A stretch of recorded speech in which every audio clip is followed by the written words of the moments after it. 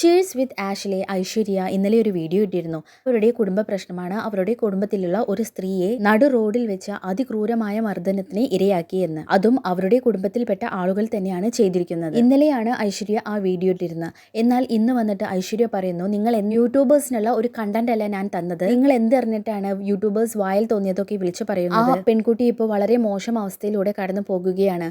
അതിനിടയിലാണ് യൂട്യൂബേഴ്സ് വായിൽ തോന്നിയതൊക്കെ പറയുന്നത്. പ്രത്യേകിച്ച് ആ കുട്ടിയുടെ ഭർത്താവിനെയൊക്കെ.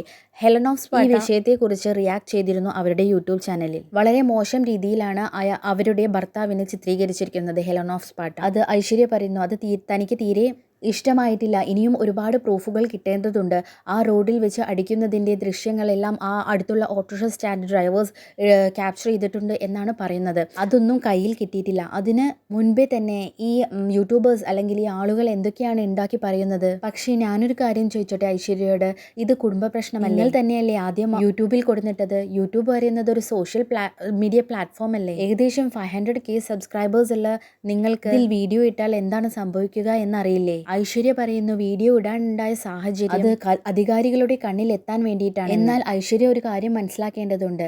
അങ്ങനെ ചുമ്മാ അധികാരികളുടെ കണ്ണിൽ എത്തുകയൊന്നുമില്ല.